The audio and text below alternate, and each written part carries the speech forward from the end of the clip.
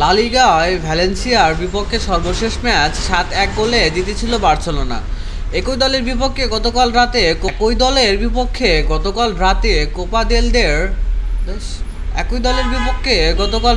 Copa del রের বানান ভুল না সব দুই এরকম।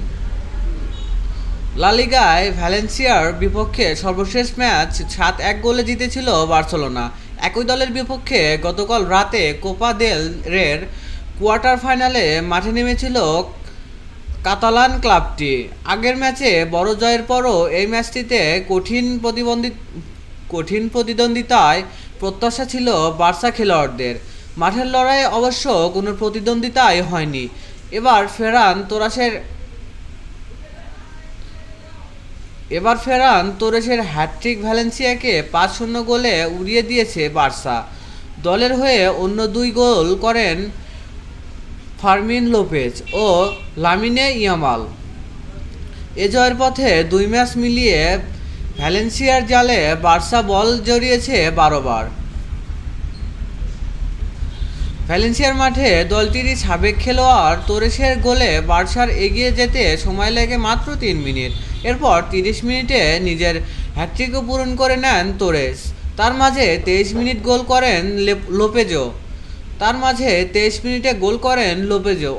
প্রথম আধা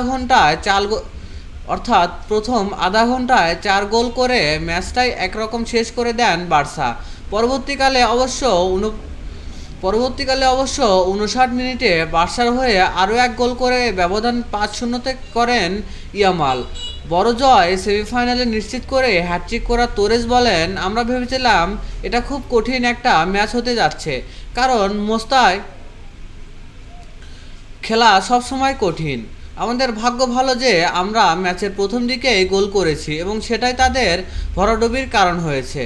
দলের জয় নিয়ে ম্যাচ শেষে কথা বলেন বার্সা কোচও। দল কি প্রথম মিনিটে থেকেই আগ্রহী খেলেছে? হ্যাঁ, সেটা গুরুত্বপূর্ণ ছিল। আমি যেমনটা আগেও বলেছি, কোয়ার্টার ফাইনালে কোনো দ্বিতীয় সুযোগ নেই এবং গতকাল আমরা দারুণ খেলেছি। শুরু থেকেই আমরা মনোযোগী ছিলাম, সুযোগ তৈরি করেছি এবং গোল করেছি, আর সেটা আমাদের জন্য সহায়কও হয়েছে।